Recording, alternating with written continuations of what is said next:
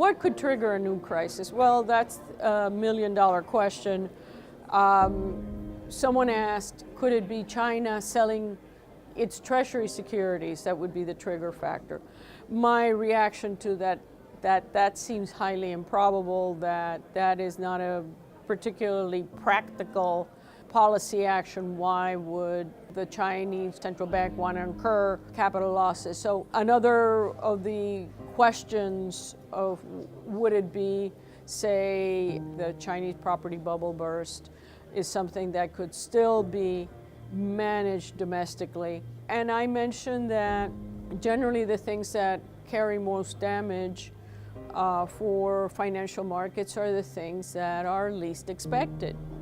So in the context of China, for instance, what could be really disturbing is if the growth slowdown turns out to be much greater than anything that the consensus or even the broadly defined consensus is expecting.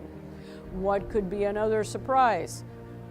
What if Hong Kong does have some of the high leverage, bubbly prices that we've seen in Ireland or in Spain or in other pre-crisis cases?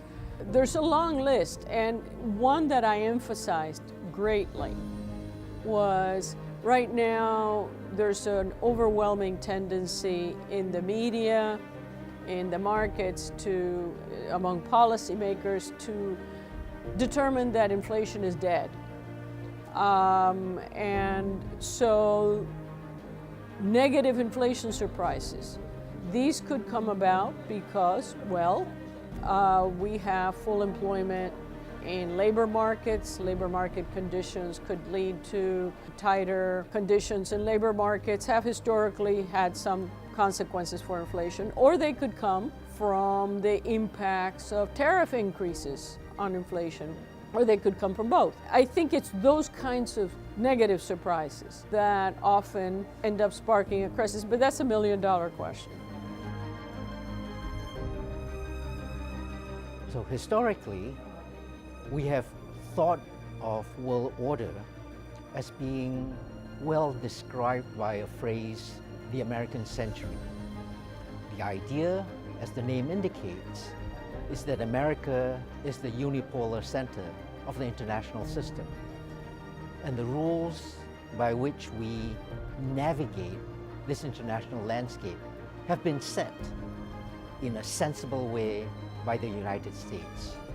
There's a question going forwards, how much of that will continue?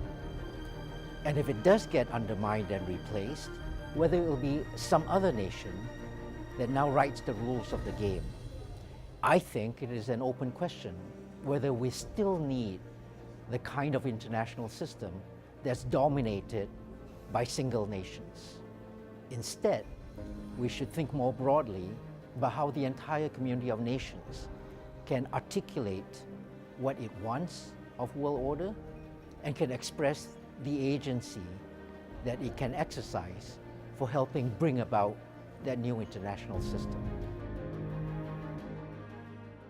AI is a powerful general purpose technology. We expect it to increase global GDP by as much as $16 trillion by 2030, seeing a 38% profit growth across every sector. But one country really stands out as a potential winner, and that is China. China has some very sophisticated firms who are making great strides in applying AI to their businesses and to bringing products that are specifically AI products to market. And it has a huge customer base generating a lot of data that can be fed into these AI systems. China has a number of key advantages for artificial intelligence. AI depends on data, and China has hundreds of millions of users of super apps generating transactional data and purchase data and search data, all of which can be put into those AI systems to train them and to then improve the products itself.